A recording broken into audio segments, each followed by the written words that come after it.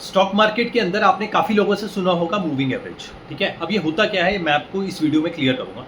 देखिए, moving average अलग अलग इंटरवल्स की होती है। Suppose 9 moving average, 21 moving average, 50 moving average, 200 moving average. अब ये जो इसके आगे नंबर लगा हुआ है, इसका सबसे ज़्यादा इसी का ही जो इंपॉर्टेंस है। अब वो कैसे है, अगर 9 लिखा हुआ है, 9 मूविंग एवरेज लिखा हुआ है, तो इसका मतलब 9 ट्रेडिंग डे का जो एवरेज प्राइस है वो 9 मूविंग एवरेज शो करेगा। ठीक है, सपोज 100 रुपये का कोई भाव का शेयर है और वो 100 रुपये हुआ, 101 रुपये हुआ, 102, 103, मतलब ऐसे ऐसे घट बढ़ रहा है। 99 हुआ, 98 हुआ। ठीक है, अब इसका जो है 9 दिनों का एवरेज प्राइस निकलेगा।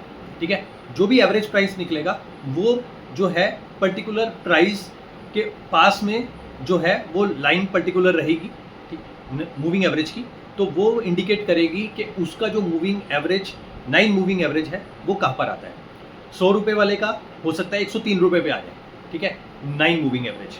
अब ऐसे ही मूविंग एवरेज अगर बढ़ा देंगे, 21 कर देंगे, तो जो 21 डेज का, 21 ट्रेडिंग डेज का जो एवरेज प्राइस होगा वो 21 डेज की मूविंग एवरेज शो करेगी। ऐसे ही 50 ट्रेडिंग डेज का जो मूविंग एवरेज का प्राइस होगा वो 50 मूविंग एवरेज का जो लाइन है वो शो करेगी। Similarly for 200। ठीक है, तो इसीलिए लॉन्ग टर्म के लिहाज से अगर देखें तो 200 मूविंग एवरेज को कंसिडर किया जाता है। ठीक है, और अगर आप स्विंग ट्रेडिंग में देखें तो स्विंग ट्रेडिंग में 21 9 टू लेके 21 तक मूविंग एवरेज का कंसिडरेशन किया जाता है, और अगर मिड वे में देखें तो 50 मूविंग एवरेज को इंपॉर्टेंस दी जाती है। Thank you.